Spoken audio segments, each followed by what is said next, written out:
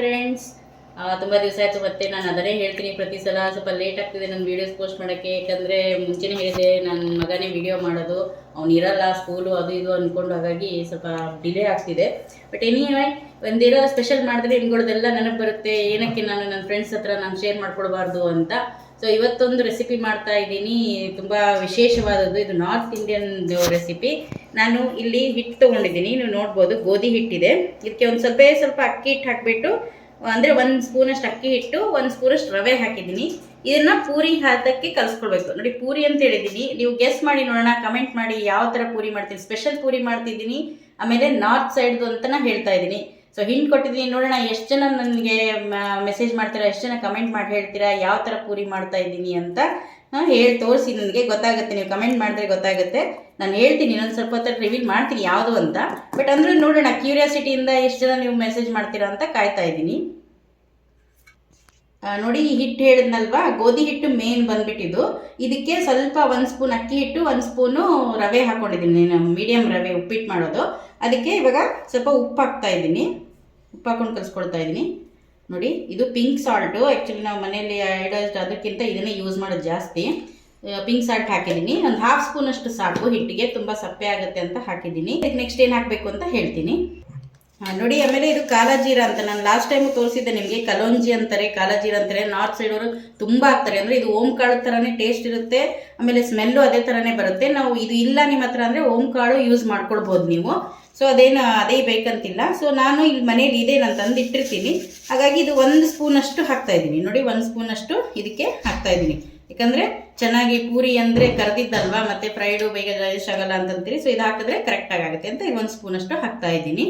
ನೋಡಿ, ಇದೆಲ್ಲ ಚೆನ್ನಾಗಿ ಕಲಿಸ್ಕೊಳ್ಳಿ, ಉಪ್ಪು ಅದೆಲ್ಲ ಹಾಕಿರೋದು.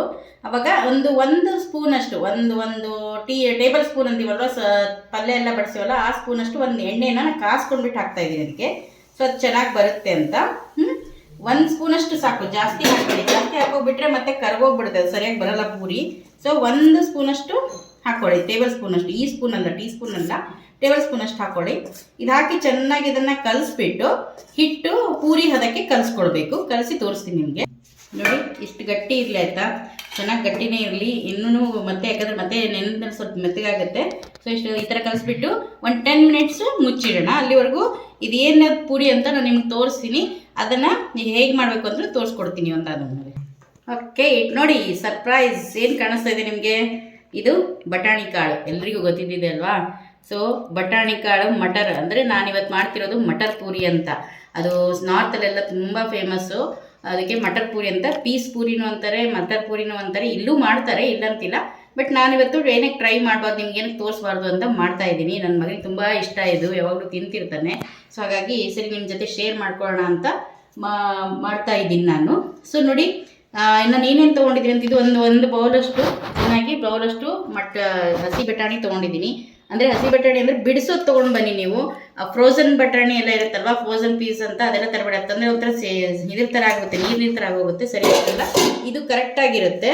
ಸೊ ಹಾಗಾಗಿ ನೀವು ಈ ಥರ ಬಟಾಣಿ ತಂದುಬಿಟ್ಟು ಸುಲಿದ್ಬಿಟ್ಟು, ಇವಾಗ ಸೀಸನ್ ಅಲ್ವಾ, ಸೊ ಹಾಗಾಗಿ ಇದು ತೊಗೊಂಡು ಬಂದು ಚೆನ್ನಾಗಿರುತ್ತಂದು ಇದನ್ನು ಮಾಡ್ಬೋದು ನೀವು. ಇದಕ್ಕೆ ನಾನು ಇದ್ರ ಜೊತೆಗೆ ಮೆಣಸಿನ್ಕಾಯಿ ತೊಗೊಂಡಿದ್ದೀನಿ 4, ಜಾಸ್ತಿ ಬೇಡ. ಮತ್ತು ಏನಕ್ಕಂದರೆ ಇದು ನಂಚ್ಕೊಳಕ್ಕೆ ಏನಾದರೂ ಇದ್ದೇ ಇರುತ್ತೆ, ಜಾಸ್ತಿ ಬೇಡ. 4 ಮೆಣಸಿನ್ಕಾಯಿ, ಸ್ವಲ್ಪ ಕರಿಬೇವು, ಕೊತ್ತಂಬರಿ ಸೊಪ್ಪು, ಆಮೇಲೆ ಶುಂಠಿ ತೊಗೊಂಡಿದ್ದೀನಿ. ಇಲ್ಲಿ ಕಾಣಿಸ್ತಾ ಇದೆ ನೋಡಿ, ಶುಂಠಿ ತೊಗೊಂಡಿದ್ದೀನಿ. ಶುಂಠಿ ಇದೆ, ಒಂದು ಇಂಚಷ್ಟಾದರೂ ಸಾಕು ಶುಂಠಿ. ಆಮೇಲೆ ಈರುಳ್ಳಿ ತೊಗೊಂಡಿದ್ದೀನಿ. ದೊಡ್ಡದಿದ್ದರೆ ಒಂದೇ ಸಾಕು, ಸ್ವಲ್ಪ ಚಿಕ್ಕದಿದ್ದರೆ 2 ತೊಗೊಳ್ಳಿ, ಪರವಾಗಿಲ್ಲ. ಆದರೆ ಇದರಲ್ಲೇ ಇದನ್ನು ಒಂದು ಜಾಸ್ತಿ ಹಾಕಿದ್ರೆ ಮತ್ತು ಇದೇ ಡಾಮಿನೇಟ್ ಆಗುತ್ತೆ, ಪೀಸದ್ದು ನಿಮಗೆ ಟೇಸ್ಟ್ ಬರೋಲ್ಲ. ಸೊ ಹಾಗಾಗಿ ಜಾಸ್ತಿ ಬೇಡ, ಜಸ್ಟ್ ಟೇಸ್ಟ್ ಎನ್ಹಾನ್ಸ್ ಮಾಡೋಕ್ಕೆ 1 ಅಥವಾ ಚಿಕ್ಕದಿದ್ದರೆ 2 ತೊಗೊಳ್ಳಿ ಅಷ್ಟೇ. ಸೊ ಇವಾಗ ಏನು ಮಾಡಬೇಕು ಫಸ್ಟು ಅಂದರೆ, ಮಿಕ್ಸಿ ಜಾರಲ್ಲಿ ಇದೆಲ್ಲ ಹಾಕಿಬಿಟ್ಟು ನುಣ್ಣಗೆ ಪೇಸ್ಟ್ ಮಾಡಬೇಕು ನಾವು. ನೀರೇನು ಹಾಕಂಗಿಲ್ಲ, ನೀರು ಹಾಕ್ದೇ ಅದೇ ಥರ ನಾರ್ಮಲಾಗೆ ಚೆನ್ನಾಗಿ ತುಂಬ ನುಣ್ಣಗಾಗಿ ಪೇಸ್ಟ್ ಮಾಡಬೇಕು. ಇದನ್ನು ಮಾಡ್ಕೊಂಡು ಬರ್ತೀನಿ ನಾನು. ನೋಡಿ, ನಾನು ರುಬ್ಕೊಂಡು ಬಂದಿದ್ದೀನಿ. ನುಣ್ಣಗೆ ಚೆನ್ನಾಗಿದೆ, ನೋಡಿದ್ರಲ್ವ? ಈ ಥರ ಆಗಬೇಕು, ಕರೆಕ್ಟಾಗಿ ನುಣ್ಣಗೆ. ಆಮೇಲೆ ಅದನ್ನು ಹೀಗೆ ಅಂತೂ ಮಾಡೋಕ್ಕಾಗಲ್ಲ, ಯಾಕಂದರೆ ತುಂಬ ನೀರು ಬಿಡುತ್ತೆ. ಈರುಳ್ಳಿ ಇದೆ, ಪೀಸ್ ಇದೆ ಅಲ್ವಾ, ನೀರು ಬಿಡುತ್ತೆ. ಅದಕ್ಕೆ ಇದು ಏನು ಮಾಡಬೇಕಂದ್ರೆ ಸ್ವಲ್ಪ ಹುರ್ಕೊಳ್ಬೇಕು ನಾವು. ಸೊ ಇಲ್ಲಿ ನೋಡಿ, ಇಲ್ಲಿ ಸ್ವಲ್ಪ ಒಂದೇ 1 ಸ್ಪೂನಷ್ಟು ಎಣ್ಣೆ ಹಾಕಿದ್ದೀನಿ ನಾನು. ಈ ಎಣ್ಣೆಗೆ ಸ್ವಲ್ಪ ಜೀರಿಗೆ ಹಾಕೋಣ. ನೋಡಿ, ಇದು 1 ಸ್ಪೂನ್ ಎಣ್ಣೆಗೆ ನಾನು 1 ಸ್ಪೂನಷ್ಟು ಜೀರಿಗೆ ಹಾಕೋತಾ ಇದ್ದೀನಿ. ಇದು ಕಾಯ್ದಿದೆ, ಗೊತ್ತಾಗ್ತಿದೆ ನಿಮಗೆ. ಓಕೆ, ಸ್ವಲ್ಪ ಸ್ವಲ್ಪ ಅರಿಶಿನ ಹಾಕೋಣ. ನೋಡಿ, ಸ್ವಲ್ಪ ಸ್ವಲ್ಪ ಸಾಕು, ಜಾಸ್ತಿ ಬೇಡ, ಯಾಕಂದರೆ ಮತ್ತೆ ಜಾಸ್ತಿ ಆದರೆ ಕಲರ್ ಚೇಂಜ್ ಆಗಿಬಿಡುತ್ತೆ. ನಾವು ಗ್ರೀನ್ ಕಲರೇ ಮಾಡ್ತಾ ಇದ್ದೀವಲ್ವ, ಹಾಗಾಗಿ ಒಂದು ಸ್ವಲ್ಪ ಅರಿಶಿನ ಹಾಕ್ಕೊಳ್ಬೇಕು. ಆಮೇಲೆ ಅರಿಶಿನ ಹಾಕೊಳ್ಳೋಣ, ಅರಿಶಿನ ಸ್ವಲ್ಪ ಹಾಕೊಳ್ಳೋಣ, ಜಾಸ್ತಿ ಹಾಕಿದ್ರೆ ಕಲರ್ ಚೇಂಜ್ ಆಗುತ್ತೆ. ನಾವು ಗ್ರೀನನ್ನೇ ಇದು ಮಾಡ್ತಾ ಇದ್ದೀವಲ್ವ, ಸೊ ಹಾಗಾಗಿ ಆಮೇಲೆ ಮತ್ತೆ ಬೇರೆ ಕಲರ್ ಆಗೋದು ಬೇಡ ಅಂತ ಇದು ಮಾಡ್ತಾ ಇದ್ದೀನಿ. ನೋಡಿ, ಇದು ರೆಡಿ ಮಾಡಿದ್ದೀನಿ. ಇವಾಗ ಇದನ್ನು ಅಲ್ಲಿ ಟ್ರಾನ್ಸ್ಫರ್ ಮಾಡ್ಕೊಳ್ಳೋಣ ಎಣ್ಣೆಗೆ. ಸೊ ದೂರದಿಂದ ಹಾಕಿ ಬರುತ್ತೆ ಸೌಂಡು.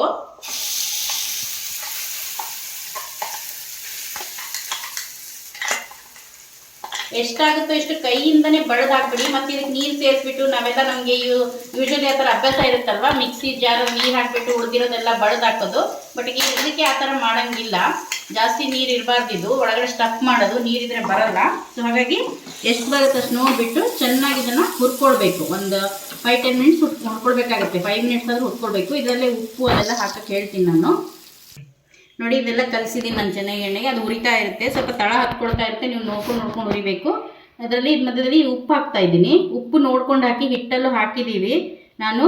ಅದಕ್ಕೆ ಸ್ವಲ್ಪ ಒಂದು 1/2 ಸ್ಪೂನ್ ಅಷ್ಟೇ ಹಾಕ್ತಾ ಇದ್ದೀನಿ. ನೀವು ನೋಡ್ಕೊಂಡು ಹಾಕಿ, ಯಾಕಂದರೆ ಇದಕ್ಕೆ ಜಾಸ್ತಿ ಬೇಕಾಗಲ್ಲ ಉಪ್ಪು. ಸೊ ಇದನ್ನು ಒಳಗಡೆ ಸ್ಟಫ್ ಮಾಡೋದಕ್ಕೆ ಜಾಸ್ತಿ ಬೇಡ. ಇನ್ನು ಮತ್ತೆ ಚಾಟ್ ಮಸಾಲನೂ ಹಾಕ್ತೀವಿ ಇದಕ್ಕೆ, ಅದರಲ್ಲೂ ಒಂದು ಸ್ವಲ್ಪ ಉಪ್ಪಿರುತ್ತೆ. ಸೊ ನೋಡ್ಕೊಂಡು ಹಾಕಿ ನೀವು, ಆಯಿತಾ. ನೋಡಿ, ಇಲ್ಲಿ ಹುರ್ಕೊಳ್ತಾ ಇದ್ದೀನಲ್ವಾ. ಸೊ ಇದಕ್ಕೆ ಏನೇನು ಮಸಾಲೆ ಹಾಕಬೇಕು ಅಂತ ಹೇಳ್ತೀನಿ. ಇದು ಜೀರಾ ಪೌಡರು, ಇದು ಧನಿಯಾ ಪೌಡರು, ಇದು ಹೇಳಿದ್ನಲ್ವ ಚಾಟ್ ಮಸಾಲ, ಆಮೇಲೆ ಇದು ಗರಂ ಮಸಾಲ. ಅಂದರೆ ಸುಮ್ಮನೆ ಜಸ್ಟ್ ಟೇಸ್ಟ್ ಎನ್ಹಾನ್ಸ್ ಮಾಡೋಕ್ಕೆ, ಜಾಸ್ತಿನೂ ಘಾಟ್ ಆಗಂಗೇನು ಮಾಡೋದು ಬೇಡ.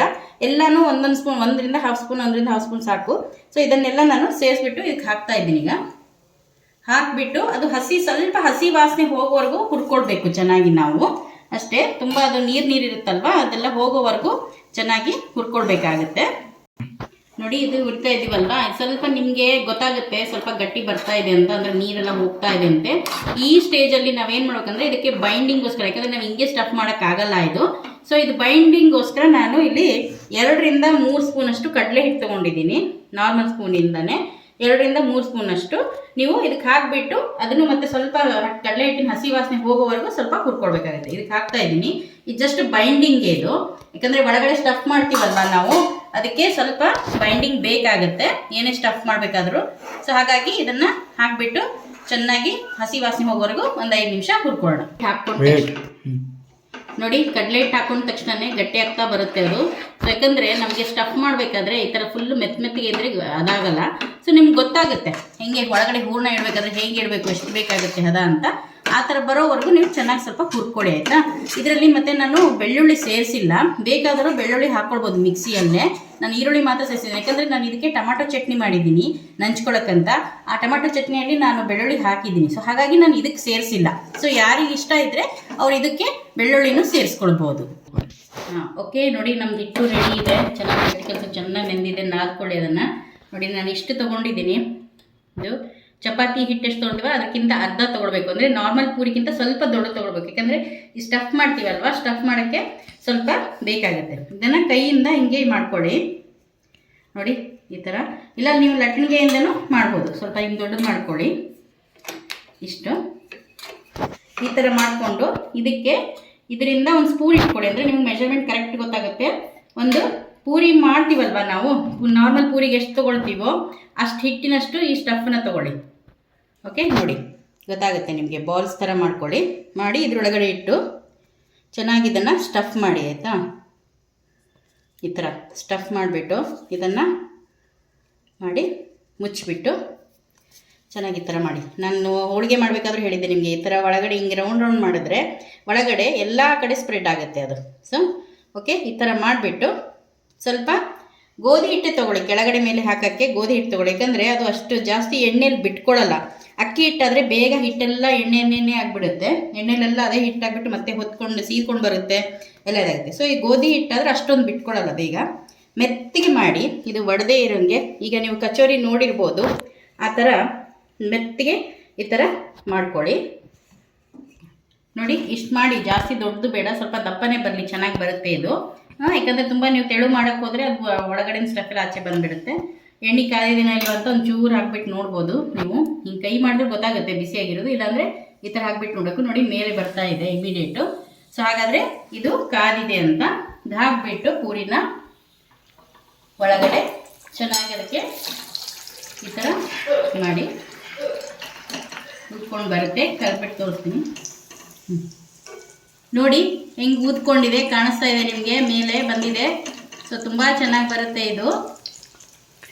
ಗ್ರೀನ್ ಕಲರು ಅದೆಲ್ಲ ಸ್ವಲ್ಪ ಸ್ವಲ್ಪ ಸ್ಟಫ್ ಕಾಣಿಸ್ತಾ ಇರುತ್ತೆ, ಬಟ್ ಒಳಗಡೆ ಫುಲ್ ಇರುತ್ತೆ. ನಾನು ನಿಮಗೆ ಫುಲ್ ಕರೆದ ಮೇಲೆ ಹೇಗಿರುತ್ತೆ ಅಂತ ಪ್ಲೇಟಿಂಗ್ ಮಾಡಿದಾಗ ತೋರಿಸ್ತೀನಿ. ನೋಡಿ ಫ್ರೆಂಡ್ಸ್, ರೆಡಿಯಾಗಿದೆ ಮಟರ್ ಪೂರಿ. ತುಂಬ ಟೇಸ್ಟಿಯಾಗಿರುತ್ತೆ ಇದು. ನಿಮಗೆ ಒಂದ್ಸಲ ಮಾಡ್ಕೊಳ್ತೀನಿ, ತುಂಬ ಚೆನ್ನಾಗಿರುತ್ತೆ. ಆಮೇಲೆ ಗೋಧಿ ಹಿಟ್ಟಿನ ಮಾಡಿರೋದು, ಮೈದಾ ಏನು ಯೂಸ್ ಮಾಡಿದ್ರೆ, ಹೋಟೆಲಲ್ಲಿ ಯೂಶ್ವಲಿ ಮೈದಾಯಿಂದ ಮಾಡ್ತಾರೆ ಇವರು, ಆದರೆ ನಾನು ಗೋಧಿ ಹಿಟ್ಟಿಂದನೇ ಮಾಡಿರೋದು. ಸೂಪರಾಗಿರುತ್ತೆ. ನೋಡಿ ತೆಗೆದು ತೋರಿಸಿದ್ರೆ ನಿಮಗೆ ಒಳಗಡೆ ಸ್ಟಫ್ ಈ ಥರ ಎಲ್ಲ ಕಡೆ ಹರಡ್ಕೊಂಡಿದ್ದು ಕಾಣಿಸುತ್ತೆ, ಗೊತ್ತಾಗುತ್ತೆ ನಿಮಗೆ. ಟೇಸ್ಟ್ ಮಾತ್ರ ಆಸಮಾಗಿ ಸೂಪರಾಗಿರುತ್ತೆ. ಒಂದ್ಸಲ ಮಾಡ್ಕೊಂಡು ನೋಡಿ. ನಾನು ಇದಕ್ಕೆ ಟೊಮಾಟೊ ಚಟ್ನಿ ಮಾಡಿದ್ದೀನಿ, ಇದನ್ನು ಕೆಂಪು ಚಟ್ನಿ ಮಾಡಿದ್ದೀನಿ ಟೊಮಾಟೊಗೆ. ಅದಕ್ಕೆ ಏನು ಬೇಕಾಗಲ್ಲ ಇದಕ್ಕೆ. ಯೂಶ್ವಲಿ ಒಂದು ಹೋಟೆಲಲ್ಲಾಗಲಿ ನಾರ್ತ್ ಮಾಡ್ತಾರೆ ಅಂದರೆ ಆಲೂಗಡ್ಡೆ ಪಲ್ಯ ಗ್ರೇವಿ ಥರ ಮಾಡಿಬಿಟ್ಟು ಕೊಡ್ತಾರೆ, ಬಟ್ ಇದಕ್ಕೆ ಏನೂ ಬೇಕಾಗಲ್ಲ. ಹಂಗೆ ತಿನ್ಕೊಂಡು ಹೋಗೋದಂಗೆ ಇರುತ್ತೆ. ತುಂಬ ಚೆನ್ನಾಗಿರುತ್ತೆ. ಮಾಡಿ ಮಕ್ಕಳಿಗೂ ಇಷ್ಟ ಆಗುತ್ತೆ. ನೀವು ಮಾಡ್ಕೊಳ್ತೀನಿ, ಎಲ್ಲರೂ ಮಾಡಿಬಿಟ್ಟು ಹೇಗಿದೆ ಅಂತ ನಂಗೆ ಪ್ಲೀಸ್ ದಯಮಾಡಿ ಶೇರ್ ಮಾಡಿ, ಕಮೆಂಟ್ ಮಾಡಿಬಿಟ್ಟು ತಿಳಿಸಿ. ನನಗೂ ಒಂದು ಪ್ರೋತ್ಸಾಹ ಸಿಗುತ್ತೆ ಮತ್ತು ಬೇರೆ ಮಾಡಬೇಕು ಅಂತ. ಸೊ ಈ ವಿಡಿಯೋನ ಲೈಕ್ ಮಾಡಿ, ಶೇರ್ ಮಾಡಿ, ಸಬ್ಸ್ಕ್ರೈಬ್ ಮಾಡಿಬಿಟ್ಟು ಜಾಸ್ತಿ ಜನಕ್ಕೆ ಶೇರ್ ಮಾಡಿ. ಸೊ ನಂದೆಲ್ಲರೂ ರೀಚ್ ಆದರೆ ಅವರು ಟ್ರೈ ಮಾಡ್ತಾರೆ, ನಂಗೆ ಖುಷಿ ಕೊಡುತ್ತೆ ಅದರಿಂದ. Thank you very much. Thank you watching for my video. Thank you.